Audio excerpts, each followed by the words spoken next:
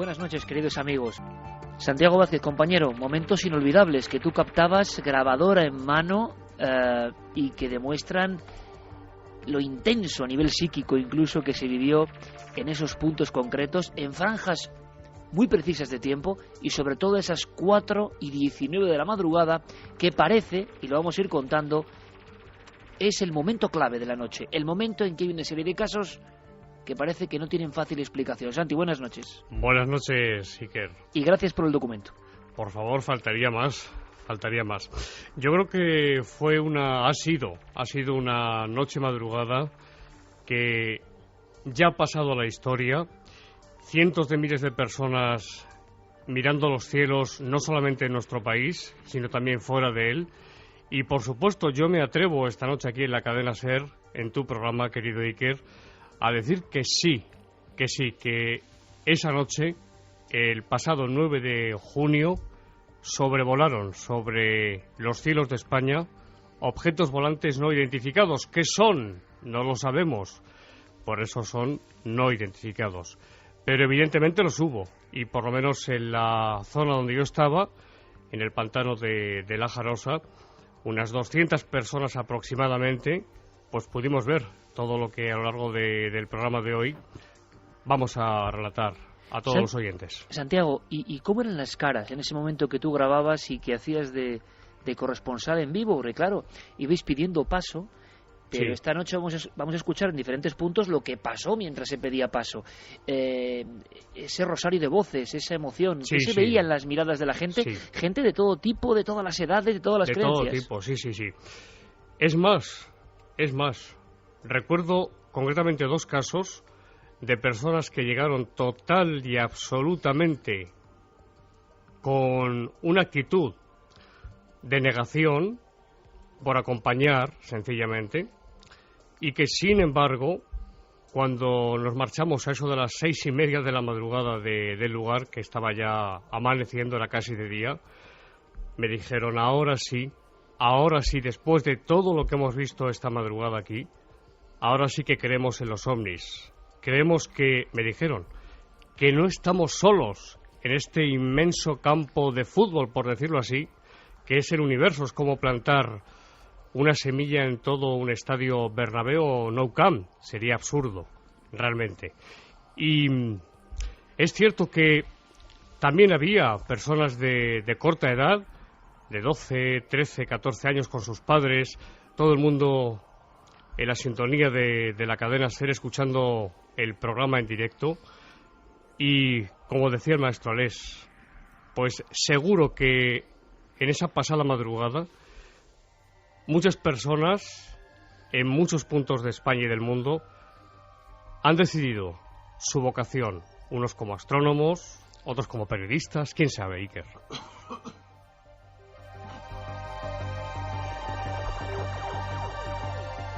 Hubo esa noche momentos muy emocionantes y Guillermo también, además de los documentos de lo que se vio en el cielo, ha recogido, gracias a la labor de Anaís Pascual, de una fotógrafa, algunos instantes muy, muy hermosos de lo que vivimos dentro de la cúpula del milenio, y lo vais a poder disfrutar rápidamente en ikerjimenez.com. Esta noche es muy importante, amigos, porque después hablaremos de algo que consterna también y algo que tiene que ver con el pasado.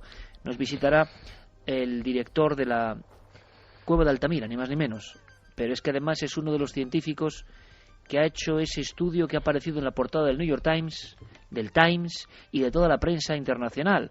Esa noticia que indica, sería el titular, es una noche de enormes cambios y enormes sensaciones. El titular sería el arte, y por tanto quizá la creencia en lo sobrenatural, la religión, el lenguaje, el simbolismo. El arte nació en España.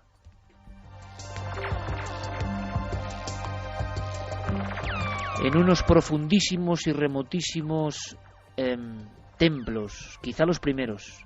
Anecdótico o no, en esos templos, concretamente en esos templos, y en esas paredes que dan una antigüedad de 40.800 años, antigüedad imposible para muchas cosas, aparecen, decían los ufólogos antiguos, los ovnis, por lo menos en forma, la sombra, quién sabe. Soñar es bonito, de los ovnis. Noche cósmica a todas luces, a las 4:19. Por favor, amigos, quedaros con el dato. Podéis intervenir de inmediato. Vamos a abrir las vías de contacto y hay una sorpresa importante.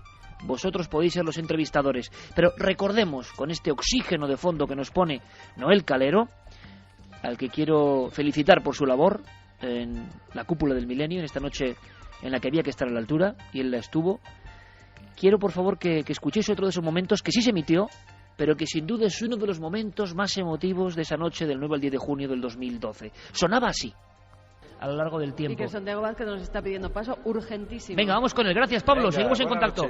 Santiago Vázquez de nuevo, Pantano de la Jarosa. Compañero, ¿qué pasa? ¿Por qué tanta urgencia? Algo ahora mismo. ¿Ahora mismo? Cuéntame. Buenas noches, porque en este momento estamos divisando, no os podéis imaginar la expectación que hay ahora mismo. Hay decenas y decenas de personas, todos con sus móviles, sus teléfonos móviles. Un objeto, sobre todo el otro más tenue, desplazándose, se ha ocultado detrás de una nube y ha vuelto a aparecer. Anteriormente, a las 3:58 exactamente, ha aparecido en dirección norte-sur una esfera también brillante, blanca, muy brillante, muy cercana a nosotros. Son dos, en este momento lo estamos viendo. ¿Qué estás viendo? Cuéntanos. Son tres luces blancas brillantes, sobre todo una de ellas más brillantes, que están surcando el cielo, y que en este momento en la Sierra de Madrid. Cuéntanos, Santiago, estamos todo el mundo, se ha paralizado todo, 3 luces blancas atravesando a mucha altura, cuéntanos.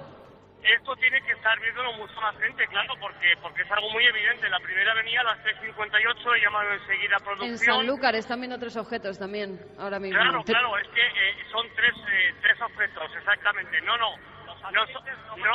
son satélites, además tiene un ligero movimiento de bamboleo, como de zigzag, un poco, y aquí está todo. Si pudiéramos, yo creo que hay fotos también.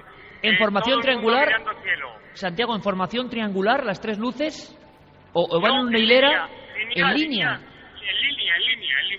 Sí. ¿Seguís? El centro más brillante. ¿Seguís viéndolas?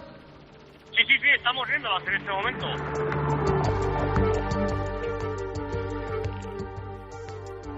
Estamos viéndolas en este momento. Y hay fotografías, Santiago.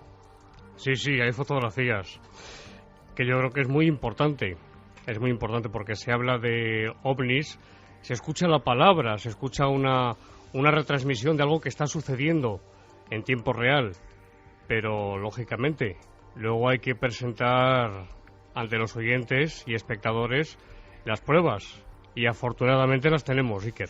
Las tenemos y las vamos a comentar, y las tendremos en tiempo real esta noche en ikerjimenez.com. Hay ya en esa web, en nuestra web, una encuesta que dice sinceramente, podéis decir vuestra opinión, podéis plasmarla ahí. ¿Se vieron ovnis genuinos, me refiero, ovnis inexplicables, evidentemente, en esa noche, en la AO 2012, sí o no? Y por otro lado, podéis preguntar a nuestros invitados, podéis lanzarnos vuestras cuestiones, podéis dar vuestra opinión sincera y honesta sobre si esto sirve para algo, si estuvisteis dentro de este inmenso experimento hermoso, yo creo. Y también, y solo durante 24 horas, esto es importante, amigos, porque vamos a hacer un programa muy especial. La idea es de Santiago Camacho, hace mucho tiempo. Vosotros nos entrevistéis, en este caso nos ponemos ahí en la palestra Carmen y yo, y podéis preguntar lo que nunca habéis atrevido a preguntar, lo que nunca habéis siquiera sondeado, ¿no? Porque son cosas que os pueden interesar, que son del equipo.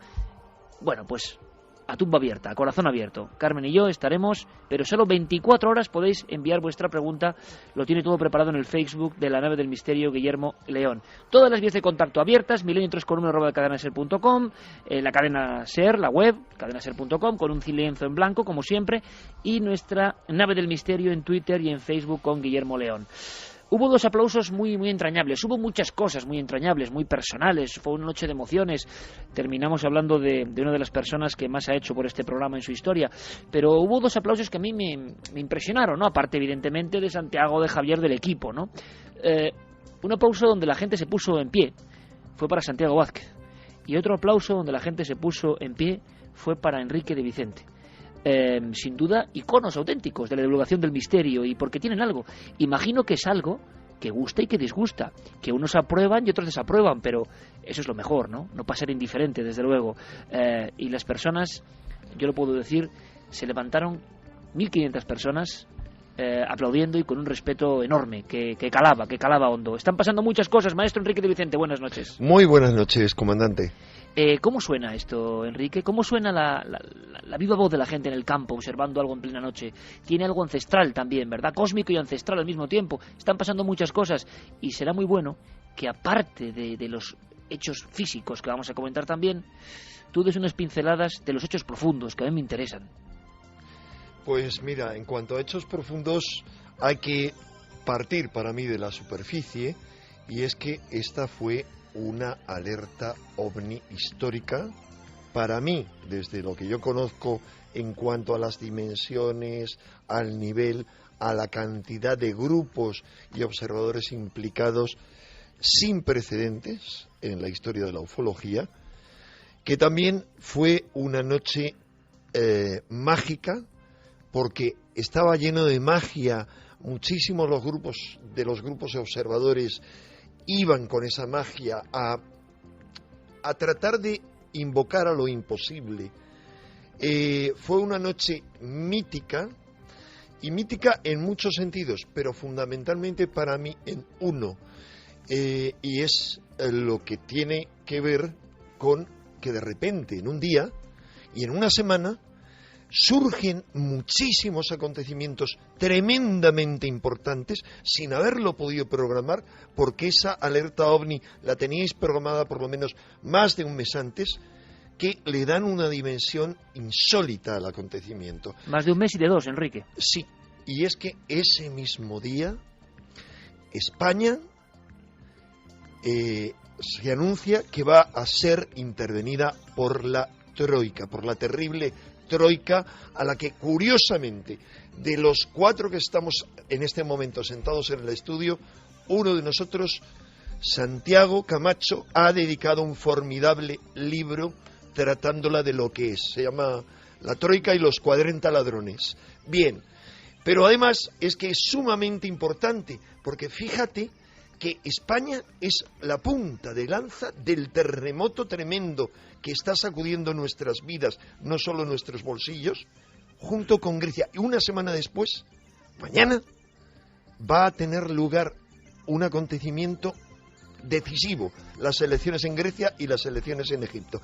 Pero menos de una semana antes, la madrugada del miércoles anterior, tuvo lugar el acontecimiento más importante para los mayas de este año, junto con el 21 de diciembre, y es el tránsito de Venus por delante del Sol. Puede sonar a tontería eso, yo le digo una importancia. Bien, el día anterior a la alerta OVNI se supo con precisión que el Sol a las 3 de la madrugada durante el tránsito había hecho una emisión de electrones inusitada, 8 veces superior a lo normal. Estoy dando solo algunos datos que ¿qué significan?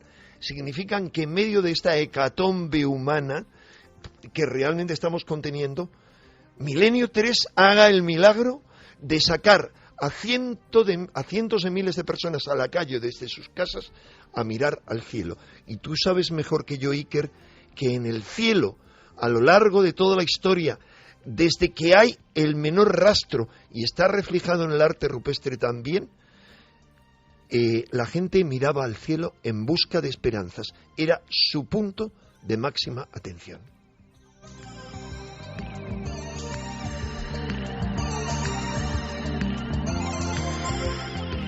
De pronto, Enrique de Vicente, como él sabe, ha hecho un clip entre el cosmos y la caverna.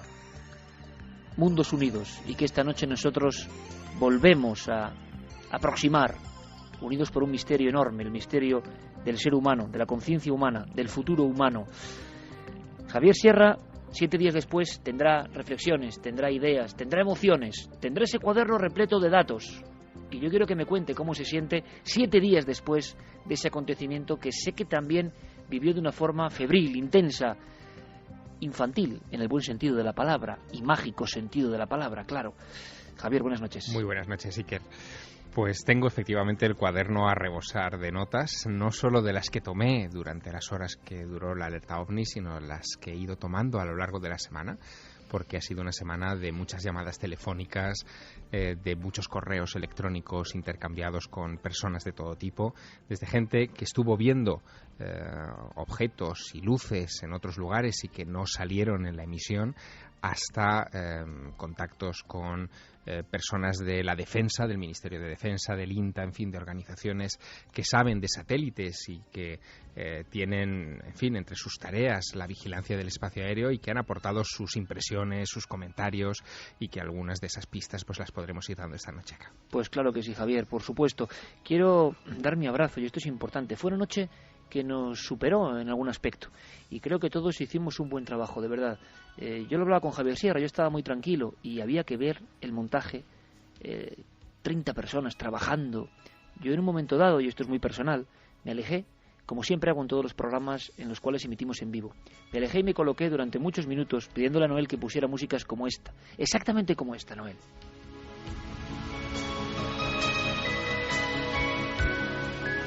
Músicas de Vangelis con las que yo he hilado mi mente infantil unida siempre al misterio, porque me quiero poner en el lugar de ese muchacho, de esa muchacha, de ese hombre mayor, de ese veterano o veterana que se pasan horas de cola para conseguir estar en un programa de Milenio 3. Quiero saber cómo lo van a escuchar ellos, cómo lo van a sentir ellos ahí dentro. Y vi a tanta gente trabajando, y entonces me di cuenta del auténtico sueño que se había logrado. Tanta gente con talento, con esfuerzo, uniéndose en Milenio 3 y Cuarto Milenio, y todo el equipo de producción de la SER trabajando para algo que puede parecer increíble, una especie de espejismo para el mundo ordinario y el mundo del pensamiento rígido. Buscar ovnis, pero más bien buscar esperanza, buscar quizá una salida, un anhelo. A mí me sobrecogió realmente y viví muchas historias emotivas que quizá esta noche podamos desgranar. Son las historias humanas, es que las hubo constantemente. Y yo me quité el sombrero ante Santiago Camacho porque supo ir contándonos, ir aderezando la emoción, los datos concretos, que luego vamos a entrar en ellos profundamente con compañeros corresponsales. Pero quiero decir, a nivel de todo esto, que sé que hubo gente, por ejemplo en La Tejita. En La Tejita, en Canarias, había pues 500 a 700 personas, y que prácticamente no entraron en antena, como en otros muchos lugares, en Murcia, en el pantano de la Loteta con Carlos Ollés, en tantos sitios. Yo tenía una máxima: la noticia nos iba a llevar, si no iba a ser imposible. Y hubo mucha gente, muchas personas que estuvieron ahí y fueron tan importantes como el lugar desde donde ocurrieron las noticias, el Atazar o la Jarosa, por ejemplo. Yo quiero darles mi gran abrazo, mi abrazo sincero, porque todos formamos esa red, todos con la misma fuerza, con la misma intensidad. Pero hubo muchas historias humanas y algunas nos llegaron al corazón. Gente que de alguna forma había revivido para vivir la alerta OVNI, nunca mejor dicho. Gente que había estado en el umbral de la muerte, se había recuperado de antiguos accidentes y estaba ahí buscando ovnis. Y para él seguramente los ovnis eran lo de menos, lo demás era la vida reencontrada. Historias de ese cariz, Santiago, ni más ni menos. Buenas noches. Buenas noches, Iker. La verdad es que fue una noche intensa.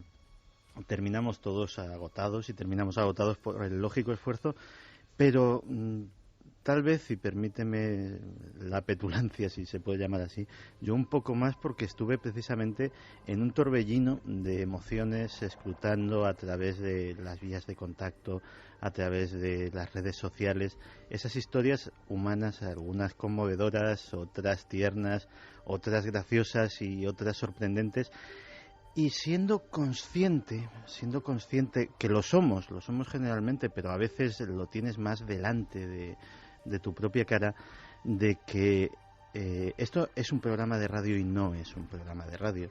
Esto es un vehículo para soñar, pero también es un vehículo para sentir y es un vehículo de emociones. Y sentir durante esas largas horas frenéticas de información, estar yo en ese cordón umbilical con las emociones de nuestros oyentes, para mí fue intenso y de hecho pues creo que alguna vez hasta se traducía en mi voz.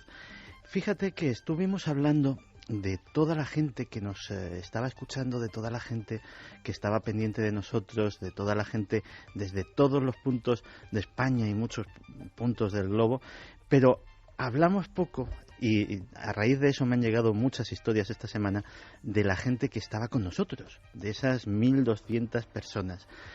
Y quiero leerte un brevísimo párrafo que yo creo que traduce ese sentimiento que tuvieron los amigos que nos acompañaron, que nos arroparon con su cariño, que nos agasajaron con sus aplausos y que muchos de ellos incluso pues permanecieron largo rato después de acabar el programa simplemente pues para saludarnos. Y es algo que me transmitía a través de las redes sociales Sarita, que Sarita decía que había llegado desde León a Valladolid haciendo un camino en autobús, estaba de exámenes y suponía un gran esfuerzo para ella porque lógicamente era cortarse una jornada de estudio que en estas fechas pues puede hacer mucho, que hizo sus 2 horas de cola como mucha de la gente que estuvo allí, pero que al llegar se emocionó a ver a esas 1.200 personas aplaudiendo sin parar y que se le puso la piel de gallina, sobre todo sintiéndose parte de algo, sintiéndose parte de una comunidad, viéndonos trabajar, y que se puso a aplaudir casi sin saber por qué, como la que más.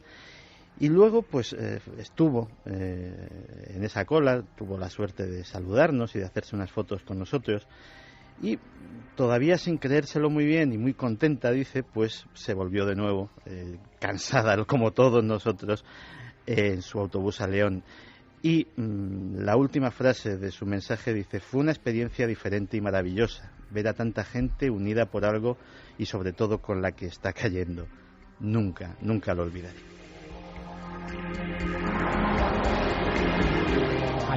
Hay otra historia, Iker, que no se ha contado, pero que tú conoces muy bien y que todos los que estábamos aquella noche en la cúpula del milenio trabajando en el backstage de toda la preparación del programa pudo ver, y es que nos observó durante toda aquella noche con muchísima atención un niño de 5 años. Sí, señor, sí, señor. Pero vamos a contar lo que no se contó, Javier. Sí, pero con los ojos muy abiertos. Sí.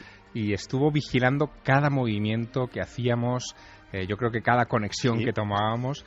Ese niño de 5 años llevaba una credencial de la alerta OVNI que le permitía entrar y salir como cualquiera del equipo. Y unos prismáticos. Y ese niño no se ha quitado la credencial durante toda la semana. Ha ido al colegio con esa credencial durante toda la semana y no ha parado de hablar a sus compañeros de 5 años, niños y niñas de 5 años en su colegio, de la alerta OVNI 2012. Javier, y nada más humano y misterioso que eso. ¿Y cómo veía ese niño, ese cronista tan joven de la alerta 2012, la que se montó? Bueno, pues fíjate, al principio con mucha expectativa, con mucha emoción, y según se iba acercando la hora de inicio del programa y vio entrar el mar de gente a la cúpula del milenio, comenzó a preocuparse y se me acercó así como quien no quiere la cosa, diciéndome: papá, me quiero ir a casa, dice, porque van a venir los extraterrestres. Es decir, él ya estaba convencido de que ahí iba a pasar algo. Bueno, nos costó convencerle de que, en fin, aunque aparecieran, probablemente no entrarían en la cúpula del milenio, o sí, quién sabe. Y con esa duda, en fin, medio convencido, escuchó el programa desde las gradas.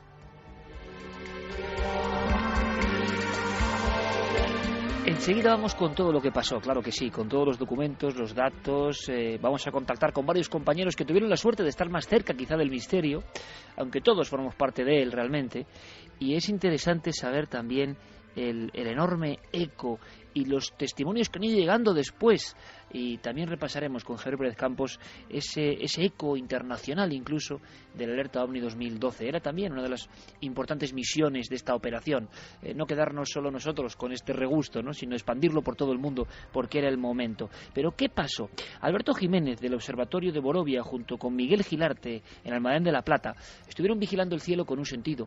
Ese sentido era poner los puntos sobre las íes, ser la versión de la ciencia, lógico, y ayudarnos a descifrar como detectives del cosmos si nos podíamos equivocar con cosas. Porque claro, amigos, el cielo de ahora ni siquiera es el cielo de los 70. Está surcado por cosas constantes, casi como una autopista, ¿no?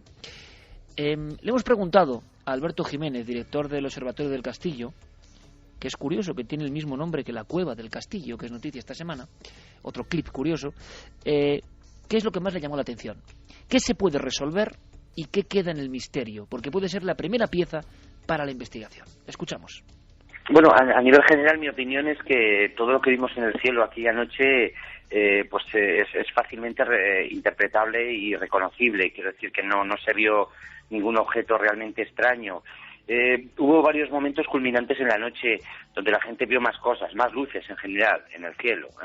La verdad es que cualquier noche que miremos al cielo ya veremos que siempre podremos ver objetos y luces a veces difíciles de reconocer.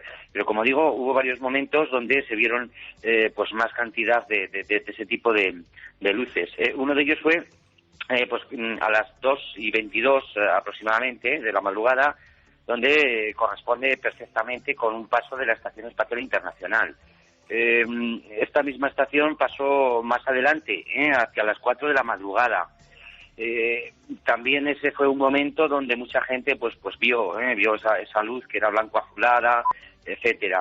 Pero claro, sí que hubo un tercer avistamiento que era difícil de interpretar, que era el que nos remitían así sobre las 4:20, me parece que era 4:22, que pues analizando un poco todos los datos que tenemos no correspondía a ni a la Estación Espacial Internacional ni a ningún satélite artificial, por lo menos aparentemente. Es verdad que a esa hora sí que apareció un satélite en el cielo justo a esa hora, cuyo nombre es Cosmos 2428 puede estar relacionado perfectamente con satélites militares a los que nosotros pues no tenemos acceso ni control. Bueno, nosotros son secretos, desde luego. Por lo que dice el asesor astronómico, uno de ellos, el caso, digamos, más difícil de explicar es ese ovni real, ese ovni que no es ni satélite conocido, ni era la Estación Espacial Internacional, y que aproximadamente a las 4:20 esta luminaria, o estas tres luminarias, diferentes formas, y llega un poco al éxtasis, vamos a llamarlo así, en la zona del Atazar y en la zona de la Jarosa, porque hay mucha gente concentrada en la provincia de Madrid. Indicando que se trataba de un fenómeno que estaba a muy elevada altura sobre nosotros. Lo curioso de la observación de Santiago, y es lo que me ha tenido en jaque durante todos estos días hablando con responsables de defensa, es esa descripción que hizo tan detallada de que se trataba de objetos en formación. Entendamos la formación de la siguiente manera. No se trataba de un objeto delante, detrás otro y detrás otro, sino que eran como si estuvieran en una línea y avanzaran a la vez, al unísono los tres, con una luz en el centro un poquito más brillante que las dos de los extremos. Bueno, la sospecha inmediata es que pudiera tratarse de algún tipo de formación de satélites que podrían verse en ese momento.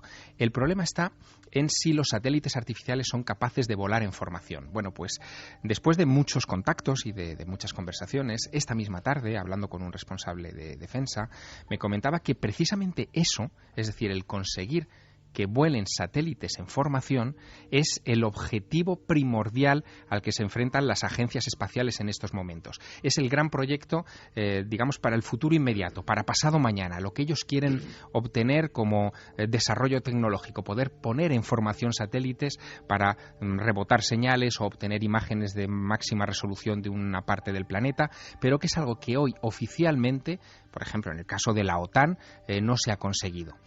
La sospecha que pudiera en estos momentos gravitar sobre la observación de Santiago Vázquez es muy interesante, porque quizá oficialmente el gobierno español o defensa española, en este caso, o la OTAN en Europa, no conoce esa tecnología, pero quién sabe si eso que es para mañana o que está previsto para mañana, en realidad ya está siendo ensayado, por ejemplo, por una superpotencia como los Estados Unidos o China, y ya lo hayan logrado. Lo llamativo, Iker, es que justo en estos días de la alerta OVNI, desde el día 1 de junio hasta hoy, curiosamente hasta hoy, se han estado llevando a cabo en el Báltico, en el mar Báltico, las operaciones militares conocidas como Baltops. Baltops es un gran dispositivo en el que participan muchos países. Son maniobras militares, en fin, de altísima precisión, en la que han participado desde Rusia, Estados Unidos, Lituania, Escandinavia, los países escandinavos, España, por supuesto, Francia, Italia, en fin, un conglomerado de muchos países, y quizá se ha podido poner en práctica, aunque eso no lo vamos a saber de manera inmediata, uno de estos dispositivos de vuelos de satélites en formación. Insisto, quizá. Hubo diferentes momentos y diferentes aproximaciones. Ahora entraremos sin duda en ese caso y lo explicarán Santiago y Enrique, y lo que pudieron vivir y lo que para ellos significa todo esto, y la gente que estuvo en esos pantanos de Madrid. Era curioso, Madrid estaba surcado por 3 pantanos, o el pivote, la triangulación eran 3 pantanos, el Pardo, la Jarosa y el Altazar. En los 2 últimos una actividad frenética a todos los niveles. Pero en la provincia de Huelva teníamos a Ignacio Garzón, lo vamos a escuchar enseguida, nuestro compañero, que nos hacía vivir este momento como uno también de los importantes de la noche. Escuchamos. ¿Están viendo algo ahora? Si está, por favor, que me lo pasen. Garzón Ignacio, está. Ignacio, buenas noches. Hola, buenas noches. Ignacio, ¿qué está pasando? Pues hemos sido testigos de 2 fenómenos extraños. En principio hacia el sur. En la primera ocasión, las 2 de la noche, 2 puntos rojos. Ahí estaba Ignacio Garzón comentando la noticia, informando desde el lugar de los hechos, desde un lugar muy especial. Y tenemos ahora mismo también en Huelva a nuestros compañeros de la SER, en esa zona maravillosa de la Sierra de Aracena, a Ignacio. Ignacio, buenas noches. Hola, buenas noches.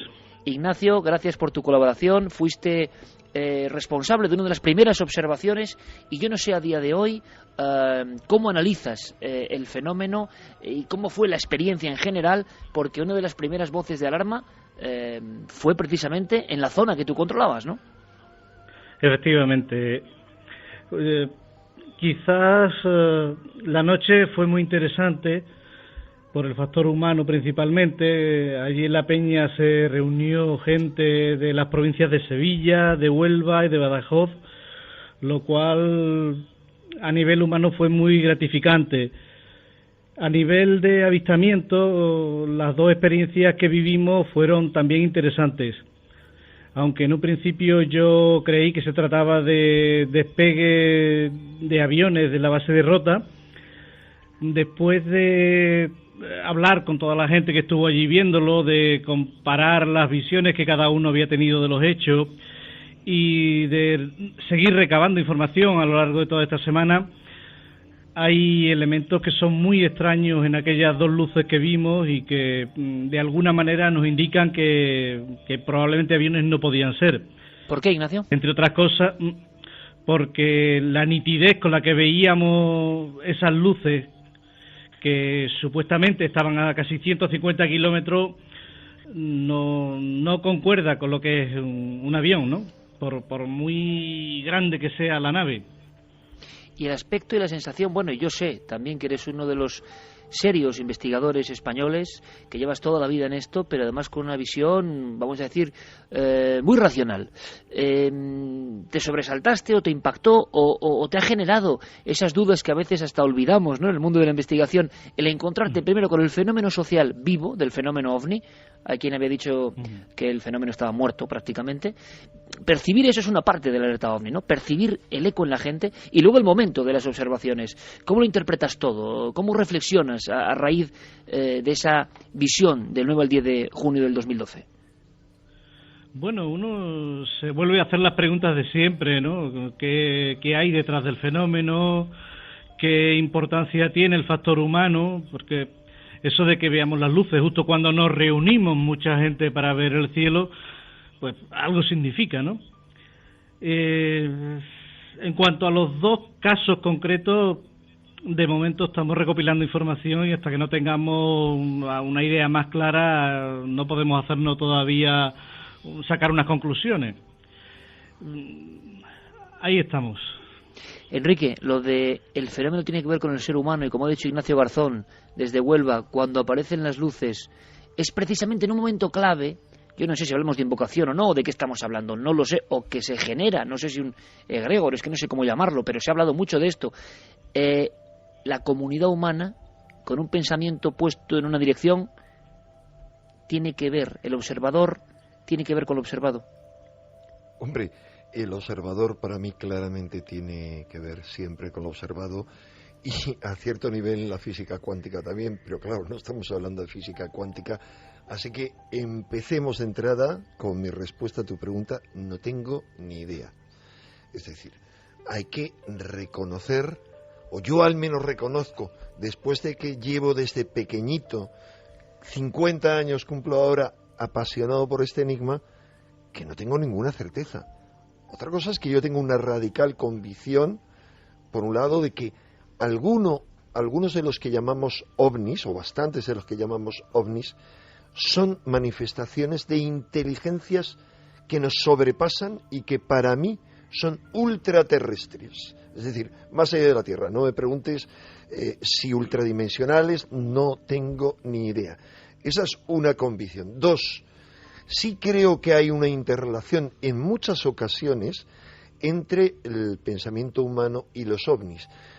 Pero, por ejemplo, en el caso de que tras invocaciones, peticiones, en ocasiones absolutamente escépticas, como en los años 70, investigadores franceses, con algunos de los cuales yo llegué a estar en contacto, desarrollaron como una técnica desde un punto de vista bastante frío y escéptico incluso, es decir, ni aceptando que los ovnis eran extraterrestres, que invocando, visualizando, aparecían los ovnis. Yo hice esa experiencia en esos años con otra gente, en ocasiones calladito, cuando estaba con otra gente, y al cabo del tiempo, sin controlarlo, aparecían esas luces.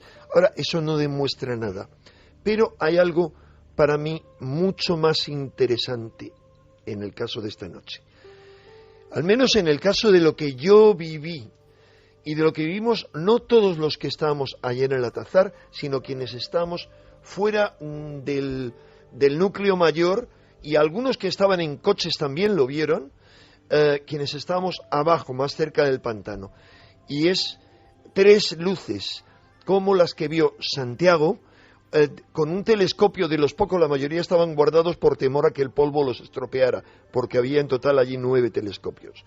Pero con un telescopio vieron que 2 de esas luces eran dobles, después las luces las tapó una nube, la nube desapareció, no había esas luces, seguimos mirando intermitentemente, pero sin parar, hacia esa zona, yo al menos seguía hacia esa zona, y de repente, en un momento en que las nubes habían desaparecido, como 5 minutos después, no llevaba yo reloj y no lo calculé, de repente, como 4 luces, digo, ¿por qué cómo?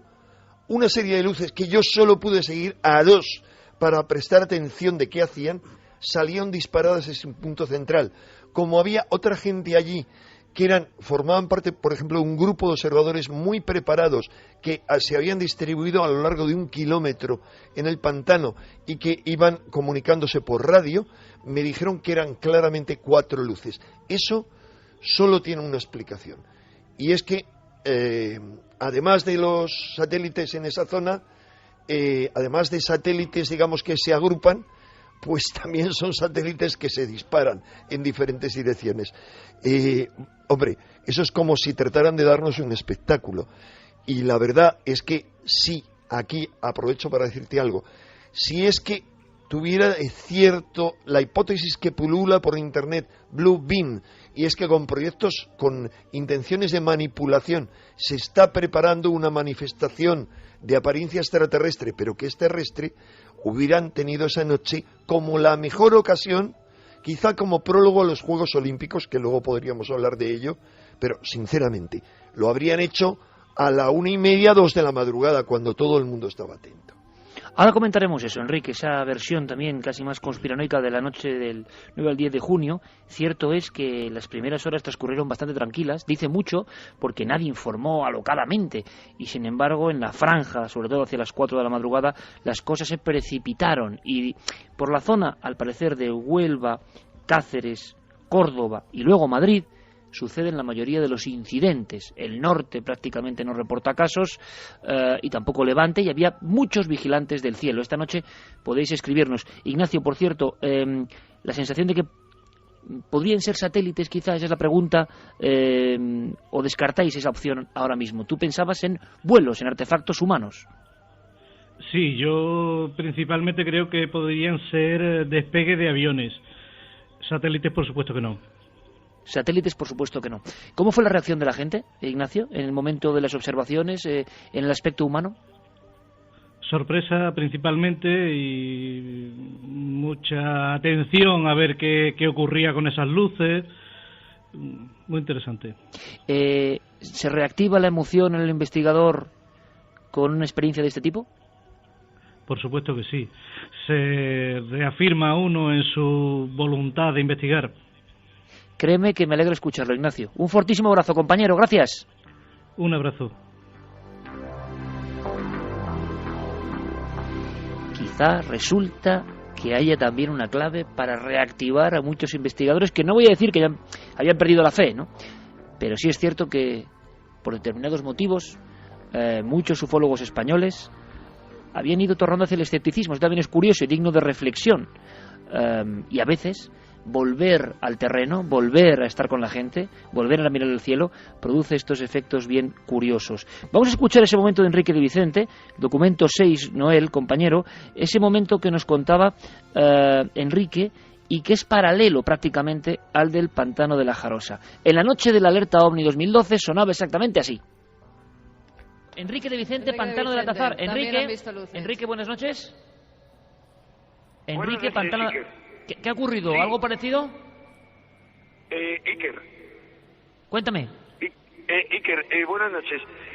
Hace muy poco, podría decir como 5 minutos, yo me he tenido que separar porque primero, la aglomeración era tan tremenda en lo alto del pantano que algunos hemos bajado hacia una zona inferior.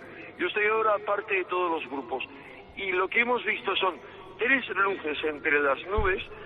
Primeramente yo veía solamente unas, pero varias personas han detectado los 3, las he podido ver, y lo que es muy extraño es que en la misma zona después hemos visto varias luces que se dispersaban desde un centro, 2 con toda claridad, y el grupo que estamos aquí abajo, estoy bajando hacia ellos, es un grupo reducido, pero ha habido bastante gente que lo ha visto. Lamentablemente aquí solo nos mantenemos en contacto con radio, pero no tenían ningún equipo de detección de satélites como hay en otras zonas. Otro de esos momentos importantes, Santiago Enrique, ¿creéis que visteis sin lugar a dudas el mismo fenómeno? Yo creo que sí. Yo creo que muy posiblemente, Iker, creo que sí. Pero tú pudisteis fotografiarlo, y lo digo porque en este momento concreto, sí.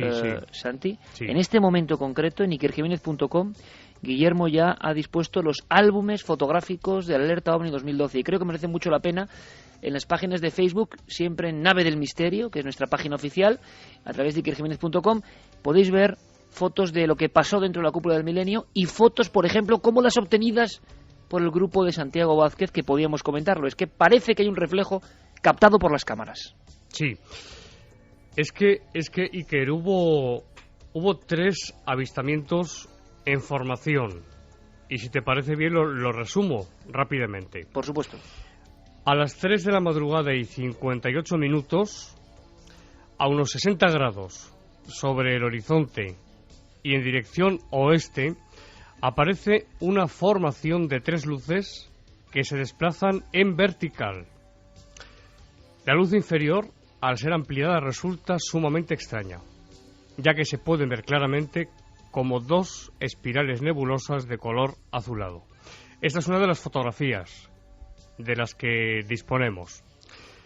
Pero es que a las 4:19, en primer lugar, aparecen 3 luces en vertical de las que hemos hablado, que se ocultan, como bien decía Enrique de Vicente en este documento sonoro, se ocultan tras unas nubes para no volver a aparecer, y después de eso viene la formación triangular de 3 luces. Es decir, que hubo 3 avistamientos, por lo menos desde la Jarosa, avistamientos en formación, con varios objetos o varias luces, en definitiva. Enrique, una similitud clara, un mismo objeto quizá. Estáis viendo, estoy seguro, en el estudio, Santi, Javier, Javier Pérez Campos, Carlos, hoy tenemos a muchísima gente. Estamos viendo las fotografías. Yo sé que es difícil hablar de fotografías porque muchas personas no tienen acceso ahora mismo, pero mañana, al escuchar muchos en el podcast, cientos de miles de amigos nos escuchan al día siguiente, observarán ciertos elementos gráficos. Hay algunos curiosos, otros seguramente explicables. Hay muchas estelas luminosas, pero hay algunos objetos que emiten incluso una luminiscencia muy fuerte. Yo no sé, Santiago, si puedes hacernos una foto sonora de la fotografía, sobre todo de esa principal, que es tremenda porque es un objeto luminiscente muy fuerte, muy poderoso, y que aparece en una de las imágenes, que sería un poco una de las fotos más fuertes de la noche. Sí, ¿te refieres al que tiene forma del clásico platillo volante? Sí, sí. Bien, esto ocurrió a las 4 de la madrugada y 50 minutos. Aparece casi en el oeste, a unos 50-60 grados sobre el horizonte. Se trata de una formación luminosísima de un brillantísimo blanco con un halo a su alrededor con forma del clásico ovni o platillo volante. Encima aparece otro disco de color muy azulado, pero mucho más pequeño. Pero, Iker, aquí viene el gran misterio. En ese momento, cuando se hizo la fotografía, no vimos esa formación, ese platillo volante. Apareció en la foto. En ese momento lo que se estaba fotografiando era el disco azulado, que aparece, como he dicho, por encima del clásico platillo volante, luminosísimo, con una luz muy poderosa, muy brillante, muy blanca y con un halo a su alrededor. Eso no lo estábamos viendo, Iker, en ese momento. Eso apareció después en la fotografía. Javier, observando las fotografías, tú como experto ufólogo, seguramente el que más sabe de fotografía, del misterio en los cielos, ¿qué opinas? Porque hay algunas muy curiosas, algunas fotografías como en Menorca obtenidas cerca de tierra, otras son estelas, hay algunas también de objetos que parece que se mueven a gran velocidad por la exposición de la foto, obtenidas incluso fuera de España, pero estas del grupo de La Jarosa llaman la atención. ¿Cuál es tu opinión, Javier? Bueno, yo en principio tengo una actitud muy prudente porque evidentemente estamos hablando de fotografías sobre luces que se amplían mucho. Por lo tanto, al ampliar también se deforman mucho y pueden estar dándonos una impresión equivocada. Yo soy prudente, la verdad. También una cosa que ha dicho Santiago que me parece muy interesante, y es que ellos ven una cosa pero fotografían otra. Es un clásico, ¿no? Sí, es un clásico, pero fíjate, en este caso yo creo que tenemos que atender también a las circunstancias. Estamos hablando de un grupo de gente congregada. La manera de tomar esas fotografías no es precisamente con calma, sino que uno dispara con los nervios y, en fin, de la manera que puede, y por lo tanto no está en las condiciones ideales de obtener una imagen. Puede que, por ejemplo, pues hubiera chispeado esa noche y hubiera humedad en el aire, que esa humedad quedara reflejada por el flash, si es que se disparó con flash en un momento dado, o que de repente se produjera cualquier tipo de raspadura en el objetivo imperceptible al ojo humano, pero perceptible finalmente en la imagen que se obtiene. Por lo tanto, son imágenes que a mí me invitan a la prudencia, lo cual no quiere decir que el testimonio sea absolutamente impresionante y sea digno de estudio, de investigación. Ocurre una cosa interesante también, y ahora profundizaremos incluso en esa parte oculta que puede haber o experimental dentro de esta alerta OVNI que sacaba a la luz Enrique de Vicente y que seguro que motiva muchas cuestiones, muchas preguntas. Carlos, compañero, de momento volvemos a repetir vías de contacto porque me imagino que habrá muchas cuestiones pendientes y luego las iremos desarrollando. Abrimos la conexión y sobre todo recordamos, hay problemas incluso por el colapso que se produce de visitas en tiempo real ahora mismo en ikerjimenez.com para ver esas fotografías, documentos gráficos que ya están disponibles, ¿verdad? Pues sí, que precisamente es una de las cosas que queríamos comentar, que la página web ahora mismo está colapsada, pero ya está nuestro compañero Guillermo León trabajando en ello, raudo de veloz, en unos pocos minutos. Es bonito que se colapse y feo a la vez, ¿no? Es decir... Desde luego. Pero bueno, dentro de muy pocos minutos podrán ver todos nuestros oyentes esas fotos que mencionabais. Y vamos a recordar esas vías de contacto, como decía, es milenio3con@cadenaser.com, nuestro correo electrónico, las frases de los oyentes en cadenaser.com y por supuesto las redes sociales, Nave del Misterio en Facebook, en Twitter y en Google+. En Cáceres, Tierra Mágica, también se vieron cosas. Teníamos a Paco Pérez Caballero en la Curva de los Lobos, en Vegas de Coria. Le impresionó mucho a Paco, que no conocía la zona de las Urdes, prácticamente recorrerla en la oscuridad de esos pueblos, pero aguardó pacientemente y ahí no ocurrió nada. Pero las sombras sí que estuvieron presentes de alguna forma, y en Extremadura, y me voy a explicar. Ocurre muchas veces, no solo con acontecimientos en vivo, sino lo que personas que llevan en secreto casos e historias relatan a nuestros compañeros. Es decir, la alerta OVNI no solo sirve para reconectar a muchos investigadores, no solo sirve para impulsar una ilusión, sino que en ocasiones, por lo menos es mi parecer, sirve también para que personas lleguen a un lugar y con cierto miedo relaten al responsable, al compañero, en este caso Gonzalo Pérez Sarró, otros casos que guardaban pues bajo el rubor, bajo la prudencia y que les habían ocurrido. Muchos compañeros han rescatado casos a raíz de encontrarse con personas en los lugares clave, en los enclaves de poder prácticamente del mapa de esta alerta OVNI. Pero además Gonzalo, con el que ahora hablaremos, nos traía sonidos también de esos momentos, sonidos que nos interesan y que tienen una fuerza muy especial, sonidos de la gente mirando al cielo y viendo algo. Ocurría en Bonal de Ibor, Cáceres. Mira, ha ido como hacia abajo, ¿no? Está haciendo una curva. Ha ido como hacia arriba, hacia abajo. Pues eso es lo que yo he dicho antes, que parece un escalón. Como... Sí. Esto sí. ¿Qué hora es? ¿Qué hora es? La hora. Ahora se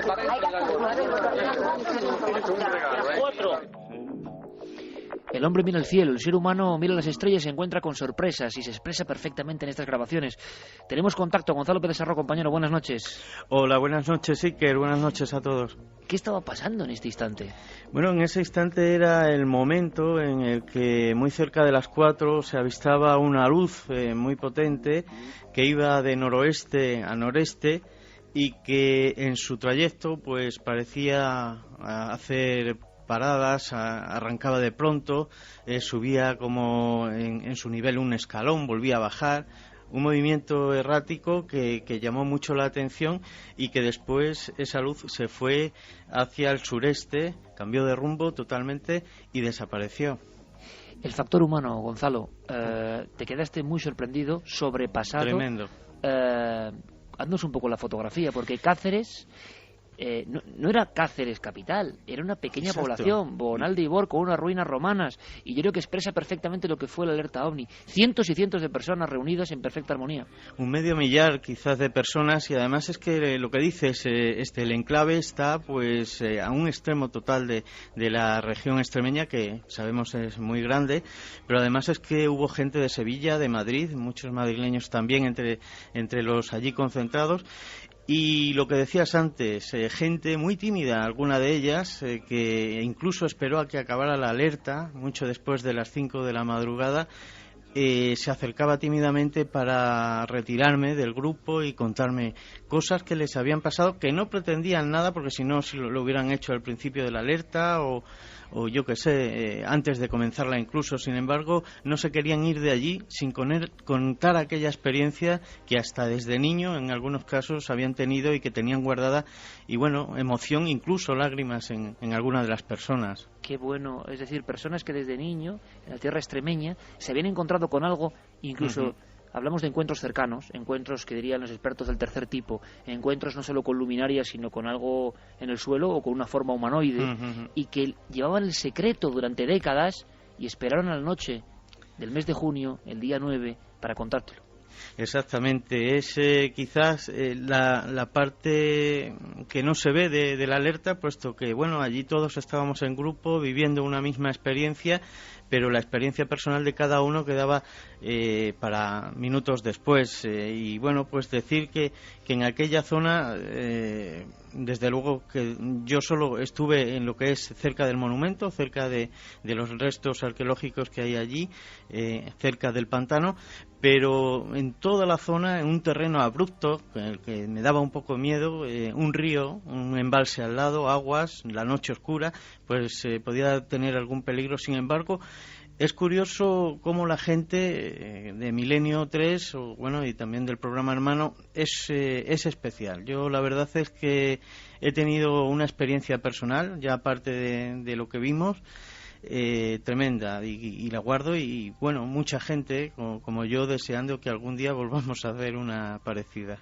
Las personas que te contaban esos casos tan secretos hablaban de sombras. Sí, ahora que tenemos casos tan recientes, incluso aquí en Extremadura, y del que ya has hablado, pues me contaban de seres oscuros con vestidura talar, como tantas veces hemos descrito, en una ocasión en una carretera, pero dentro de la misma familia, ¿eh? Estoy hablando de un sobrino y su tía, en 2 distintas experiencias, cerca, en la zona de los Ibores, cerca de donde estuvimos, y el otro caso dentro de la misma hacienda, en un corral, donde esta persona vio un ser altísimo, vestido de negro, con sotana, una especie de ensotanado, y que además una coincidencia tremenda que ya te he comentado, que es muy parecida al caso de Saucedilla en el caso de María del Mar Mariscal.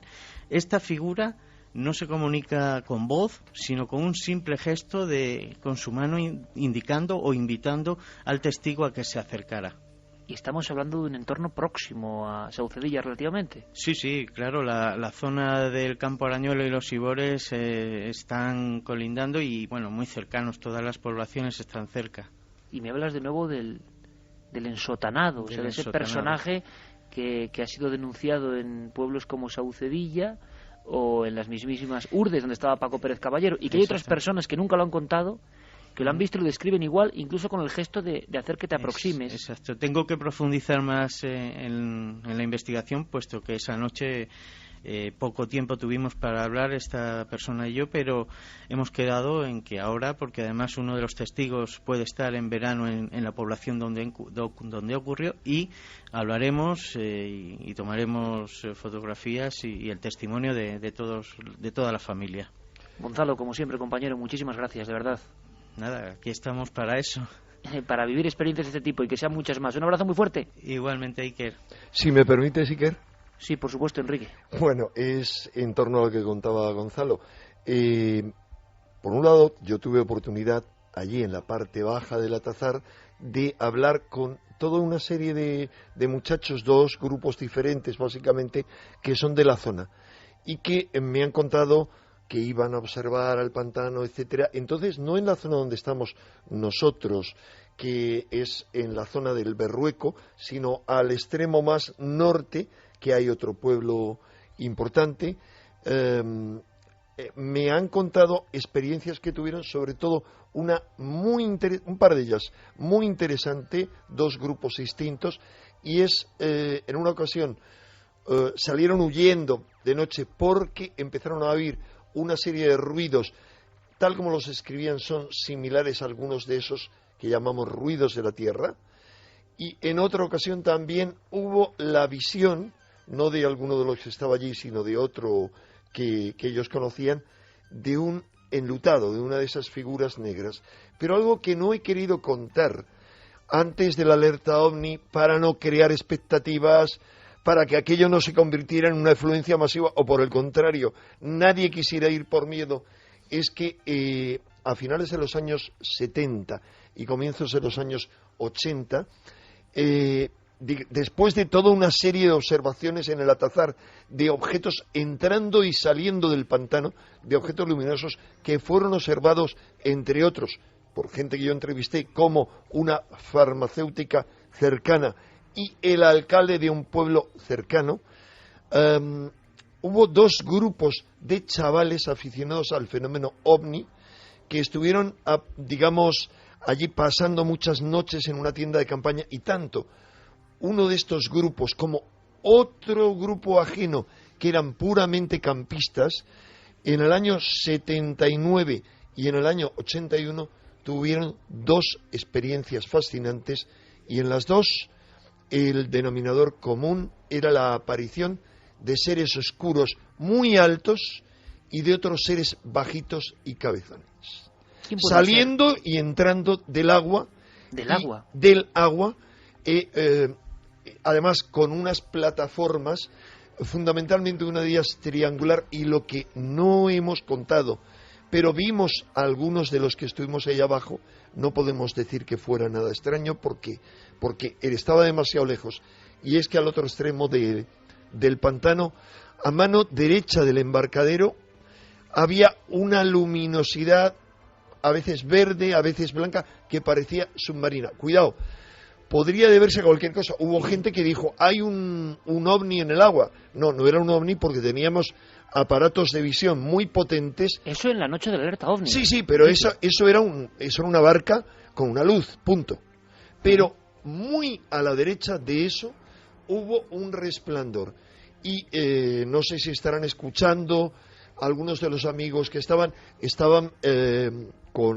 conmigo, un médico de Asturias que lamentablemente ahora está en un congreso en Ginebra hoy, pero que a lo mejor si lo está oyendo por internet, no lo creo, comentará algo en la nave del misterio, y su novio, que también es otro profesional de la salud de Asturias, y el novio fue el que lo vio claramente conmigo, además de otra gente. Iker, si me permites, me gustaría decir muy brevemente, me ha llamado muy poderosamente la atención, Enrique, lo que acabas de decir, porque tampoco lo había comentado yo. En el pantano de La Jarosa, a principios de los años 80, 1981, mes de agosto, bueno, es un lugar muy apacible y es una maravilla. Y en la sierra, pues el verano, lógicamente, por las noches, pues refresca más y se está muy bien. Un grupo de personas, y esto es conocido, un grupo de personas vieron salir del pantano una brillante esfera de luz de dentro del agua, de dentro hacia arriba, y se perdió en el infinito. Esto ocurrió en 1981, en agosto de 1981. Es muy interesante, Iker, muy interesante la fecha, porque justo en ese año empieza allí cerca una de las operaciones de manipulación ultrahumanas más potentes que se han vivido en España. Las apariciones del Escorial. Caray. Y los videntes, la vidente de las apariciones del Escorial describe en uno de sus primeros escritos, que Javier asiente porque lo reconoce, lo comenta entre otros Salvador Freixedo en el libro que escribe sobre apariciones marianas, observan efectivamente un ovni en el pantano, claramente, al igual que al principio todos los comentarios que ella hace pues tienen más que ver con algo extraterrestre que con algo que vamos a relacionar con la Virgen María en el concepto que nosotros tenemos. Todo un poco unido, ¿no? Todo en el año 81. Como fenómeno de disparo de otros acontecimientos que se interpretan según la capa social, ¿no? Sí, pero Iker, es tan fascinante todo lo que ocurrió en el año 81 en muchos aspectos que es imposible comentarlo, pero te diré que por un lado es el año en el que concluye la gran oleada de ovnis que había en España y en otros países. Sí, a partir de ahí, se cierra en seco Javier casi, asiente, toda la casuística. Sí, pero a nivel político,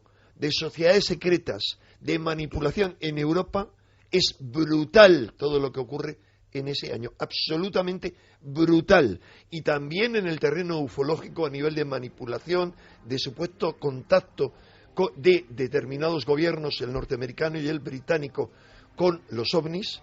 Tú conoces, Javier, muy bien el caso de Rendlesham. O sea, hay multitud de cosas. Es tremendamente importante. Hay un antes y un después. Así que ocurra eso en ese año en La Jarosa, donde va a tener lugar, que es, vamos a ver, Iker, si en España hay dos vórtices importantes, uno muy desconocido y otro muy conocido, es en el Escorial. Tú lo sabes muy bien, Iker, porque has escrito una novela maravillosa precisamente acerca del Escorial, de lo que ocurre ahí con Felipe II, etcétera, etcétera, Camposanto. Y ese es un núcleo muy importante con otro cercano, unido a otro cercano, desde la antigüedad, que es el de el Valle de los Caídos. Sabes muy bien, Iker, que tanto el Escorial como el Valle de los Caídos, desde la más remota antigüedad para los pobladores del centro de la península ibérica, eran dos lugares dedicados al culto a los muertos.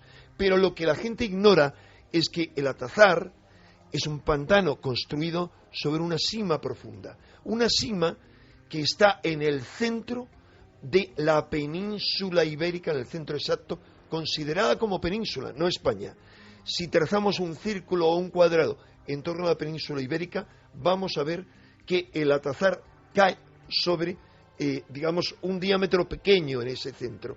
Es decir, son dos lugares potentes. Es muy interesante. Potentes. Sí, sí. Y es curioso porque las personas, y esto lo leí en un artículo ya antiguo de Juan García Tienza, sabiéndolo sin saber, se fueron distribuyendo, eligiendo lugares que luego resulta que evidentemente habían sido lugares de culto antiguo, y luego hablaremos de eso. Muchas preguntas, Enrique, sobre lo que has dicho antes de ese extraño proyecto que puede estar detrás, o que está surgiendo, o se está hablando. Ahora lo comentaremos. Y también os preguntaré a Santiago y a Enrique si es lo más extraño que habéis visto nunca, o lo que más os ha impresionado, o lo que más os ha marcado a nivel ufológico.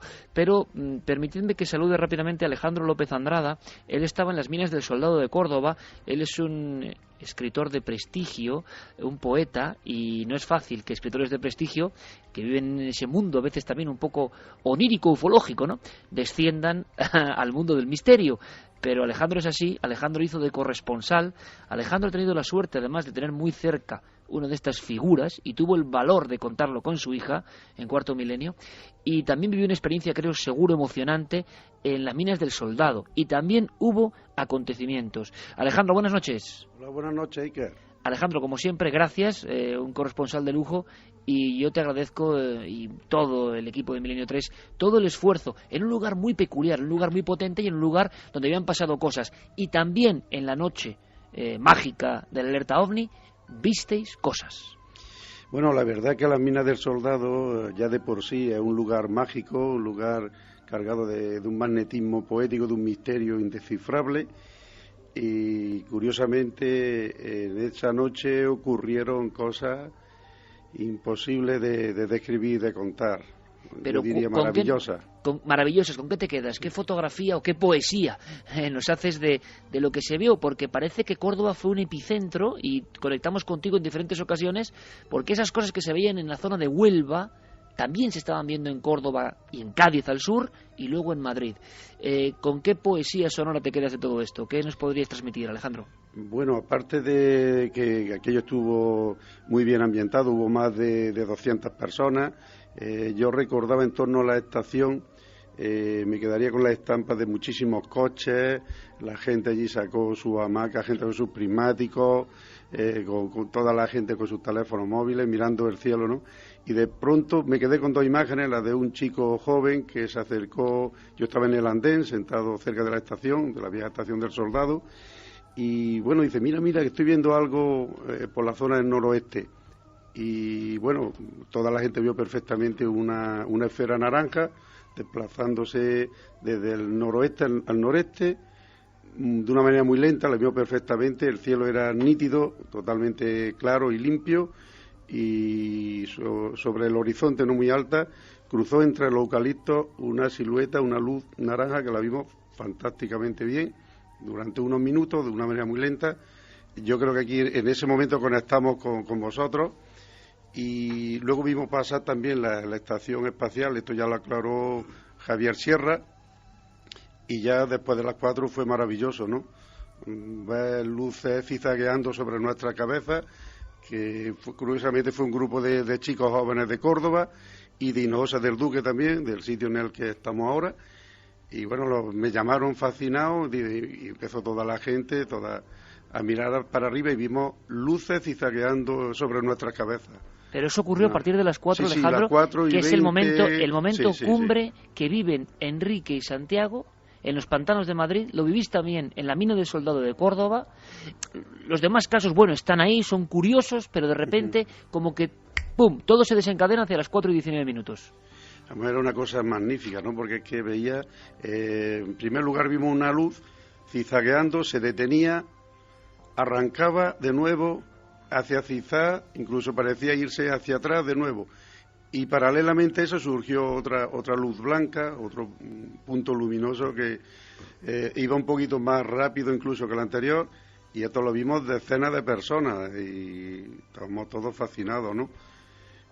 No sé, no se puede explicar la fascinación de compartir ese momento entre tanta gente joven, personas mayores, bueno, mujeres, niños, bueno, fue fantástico. Enrique, Santiago, que parece que es otra fotografía desde otro ángulo, desde otra posición de España, de lo mismo a la misma hora que estáis viéndolo vosotros, y además descrita por este escritor Alejandro López Andrada, y haciendo un poco eco de esa humanidad viendo todo eso. Da la impresión, yo no lo sé, pero la gente vivió una especie de carrusel, no sé, de demostración, de espectáculo. Yo creo que sí. en ese intervalo de tiempo aproximadamente de 1 hora, fue, querido Iker, muy especial. Primero por el número de avistamientos en aproximadamente esa hora, y también por la diversidad del observado. En nuestro caso, por ejemplo, pues la formación vertical de las 3 luces, también la formación triangular de también 3 luces, una potente luz, esto no lo he contado, lo voy a contar en 2 líneas, porque tengo aquí un breve resumen. A eso de las 4:58 de la madrugada, estaba terminando Milenio 3, el programa esa noche, aparece una potente luz muy grande, cuando digo muy grande es así, muy blanca, radiante, que se enciende, va aumentando de tamaño y después de unos segundos se colapsa y se apaga por completo. En dirección sur, eran las 4:58 de la madrugada. Las personas que estaban allí, que eran muchísimas, estuvieron aplaudiendo durante el avistamiento de esta potentísima luz. Estuvieron muchos de ellos, pero muchísimos, aplaudiendo mientras se veía esa luz en el cielo. Es una escena tremenda, Iker, realmente. Vaya escena, compañeros. Javier, Santi, Enrique, ¿qué opináis? Mira, Iker, ¿fueron ovnis realmente? Ovnis, y no nos referimos, no es que no se identifican, no, ovnis como elementos misteriosos. ¿Qué opináis personalmente? Mira, lo que yo te quería decir es que para mí lo más interesante que ocurrió durante esa noche no fue tanto, en lo personal sí, esas luces que se dispersaban, además de las luces en formación, sino, como ya te había comentado yo en privado, que digamos en la zona básicamente de Córdoba y en la zona de Huelva, se produjeron esa noche, se observaron esa noche esferas, cosas escritas como esferas, que no se describieron con frecuencia en absoluto en otras zonas de España.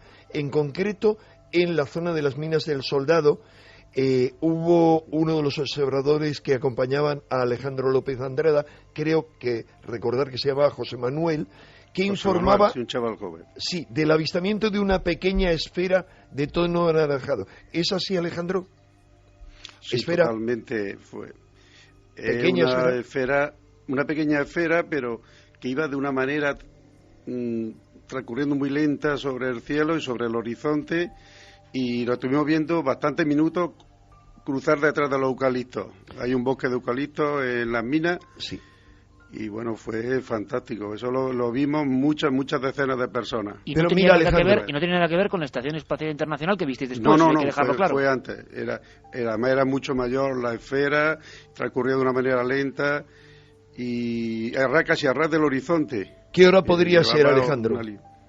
¿Qué hora podría ser? Las 2:10 o algo así. Bien, una hora más tarde exactamente, sobre las 3:15, en Cabra, provincia de Córdoba, Juan Manuel Barranco contempla 2 flashes, leo textualmente lo que él ha explicado, 2 flashes luminosos seguidos por una esfera azul que se desplaza, en este caso, a gran velocidad de norte a este.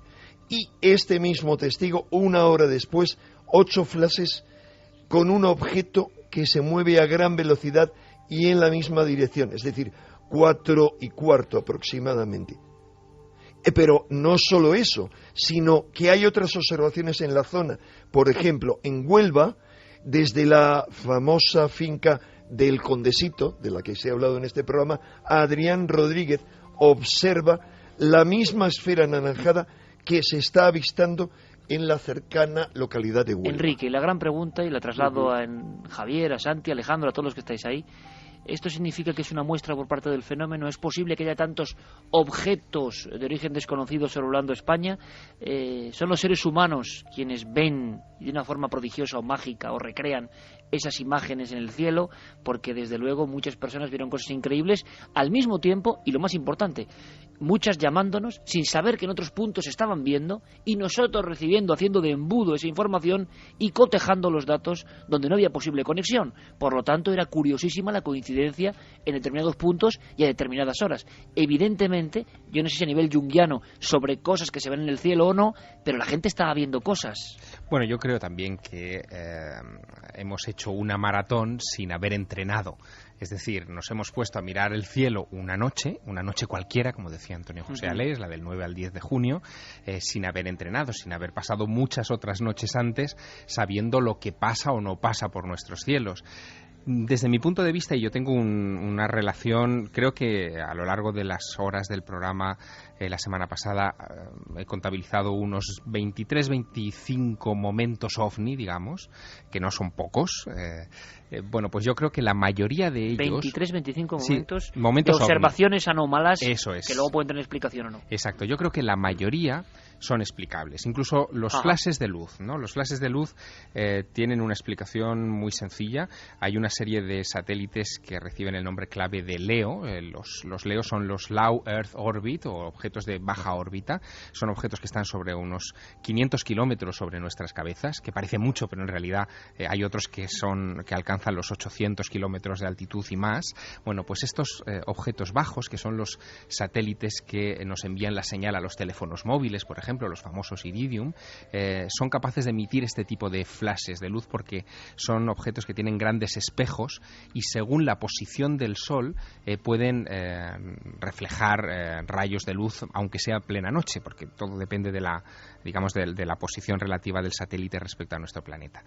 Dicho eso, de todas las observaciones del 9J, yo creo que la que está sobre la mesa como un enorme interrogante es, desde luego, la de las 4:19, es el momento clave, y si acaso hay una pequeña cantidad de observaciones muy curiosas, como esas esferas de baja cota, es verdad, que son extrañas y no son explicables por observaciones de satélite, o por ejemplo esa imagen que obtuvieron en el Pardo el equipo de David Zurdo y Clara Tahoces, donde se ve un objeto por debajo del horizonte, que en principio daría la impresión de ser un vehículo o algo así, pero... Sí, muy cerca del suelo. Exacto, pero está en una zona boscosa donde teóricamente no podía haber nada de ese estilo. Bueno, pues ese tipo de imágenes son las que a mí me dejan como el sabor de vamos a saber más.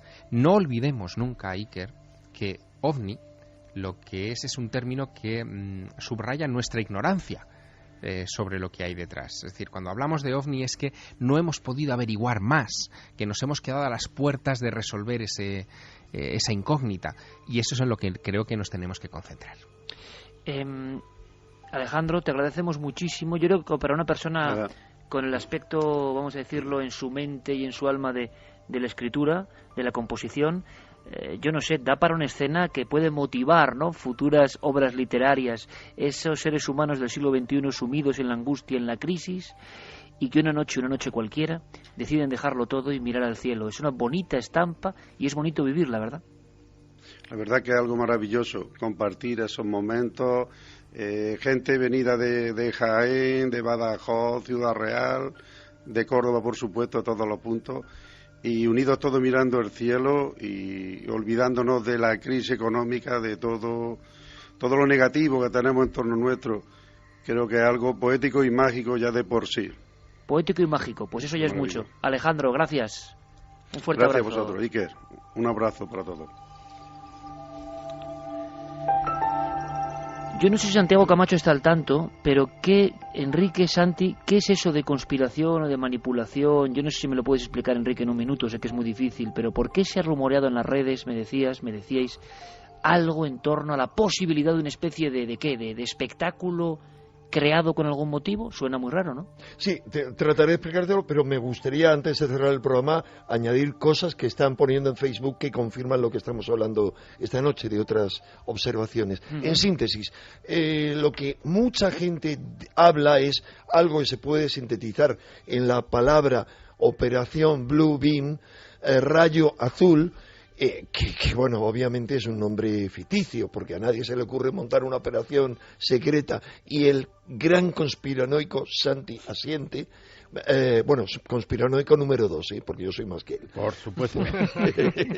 Pues a nadie se le ocurre que una operación secreta se va a conocer el nombre. Pero dicen algo que yo a lo que yo sí le doy credibilidad.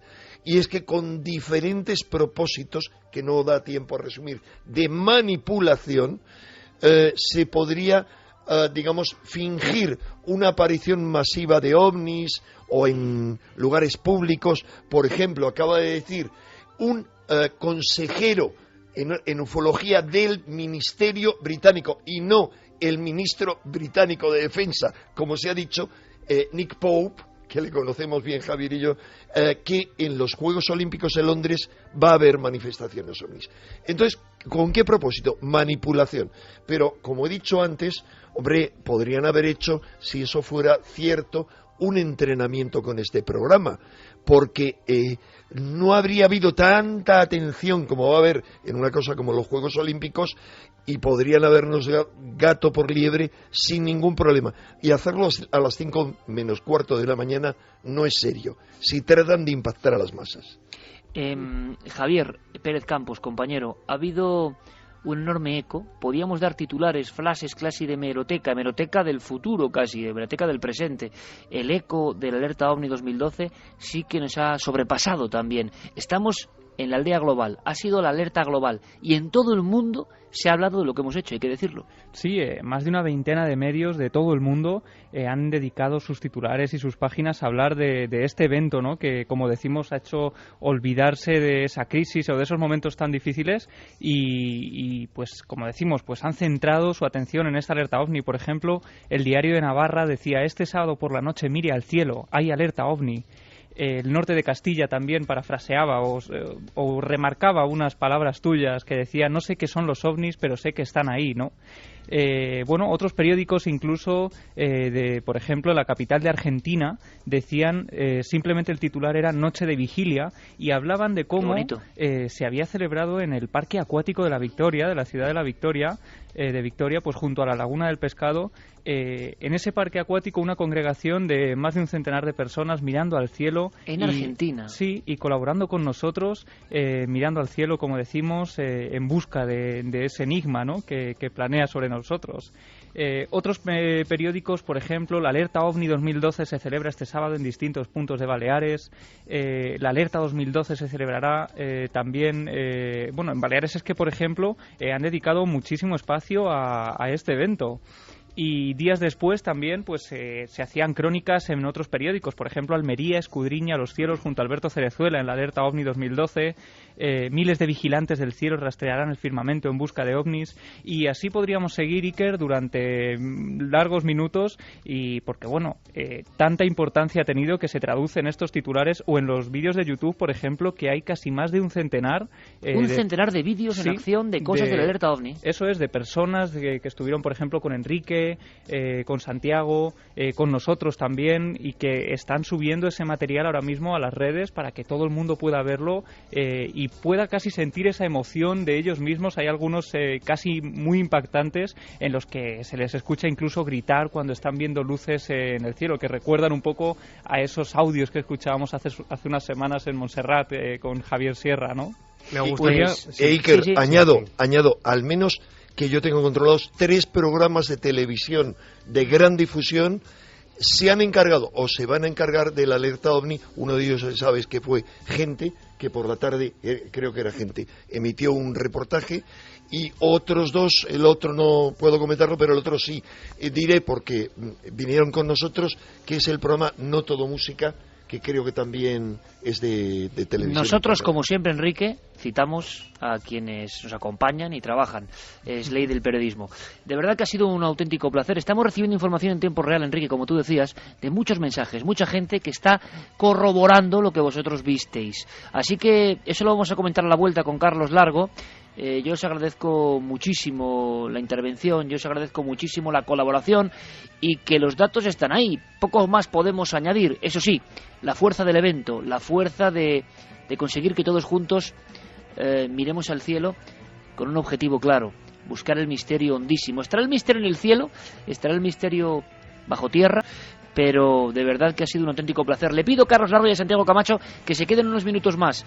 Al resto, queridos amigos, gracias de todo corazón. A vosotros. Y hasta la próxima aventura. Buenas noches. Buenas noches. Gracias, amigos.